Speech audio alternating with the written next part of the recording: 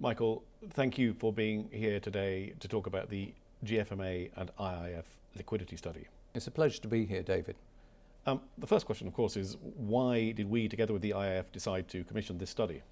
Well, I think liquidity has been on most people's lips for the last year or so. There is increasing concern that a lack of liquidity is driving market volatility, and a worry that in the event of a serious market disruption, then we would end up with another crisis. And what were the conclusions of the study? Well, the conclusions of the study were that while there is no immediate issue with regard to primary market liquidity, there's a lot of issuance and it's being done cheaply. There is a concern that underlyingly in the secondary markets there is some genuine fragility there. And the report suggests that this is perhaps an intended consequence in the sense that policymakers made a trade-off between the safety of the system and liquidity. They would accept lower liquidity for a safer system. Do you think that's a fair observation? Well, I think it's certainly true to a large extent. I think regulators felt that there was far too much liquidity, which was being underpriced, and that was a major driver of the financial crisis. So the regulations that came in terms of additional capital and liquidity requirements in the past few years were definitely intended to reduce the amount of liquidity in the market.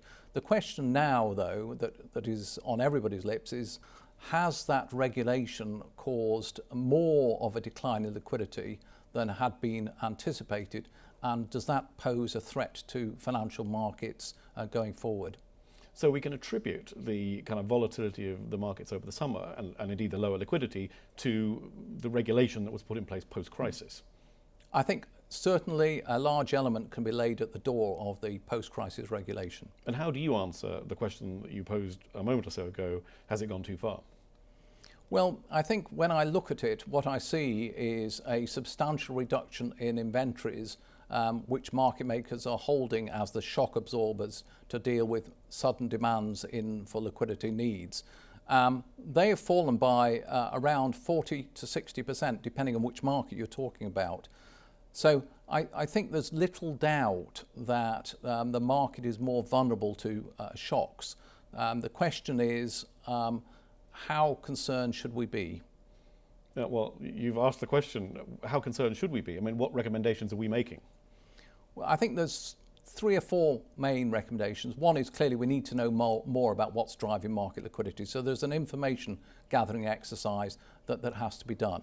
There's also a need for regulators to consider with regard to proposals that are in train but have not yet come to fruition, the appropriate cost-benefit analysis between financial stability and ensuring adequate market liquidity.